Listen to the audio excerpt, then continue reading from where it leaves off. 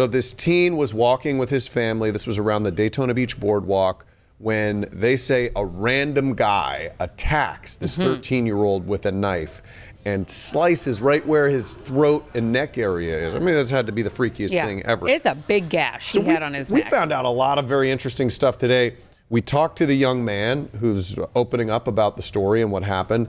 We're also hearing that the guy accused of slicing him had a crazy incident just hours earlier in which he took a sledgehammer to somebody else and they just trespassed him. So right, police were aware of that incident. They knew when they were called to that incident, and he was allowed to go free. So our Alex Cook, our community correspondent, explains how all of this went down and gives us the latest on this crazy story.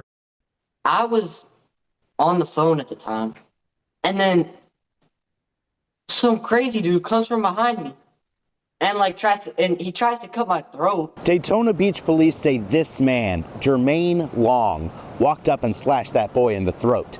He's got a long rap sheet of violent crime. While I was on the phone, I had turned my head up to look at the Slingshot thing, and then boom, before I knew it, he had cut me.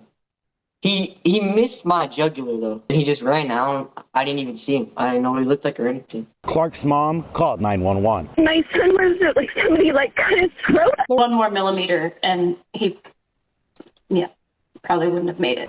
Clark was rushed to the hospital and got 13 stitches in his neck. I don't really have any problems with Daytona. I just think, gotta get those people out the streets, So we keep having these stories where people do something and then it's not quite enough and they let them go and then they escalate it. And the question is, at what point do they keep these people in jail? Because once you hear that he was kind of threatening people with a sledgehammer earlier in the day, that suspect Jermaine Long, you feel like something should have been done. He should have at least been detained on something, right? Yeah. And then, and this whole thing perhaps with the 13-year-old could have been prevented.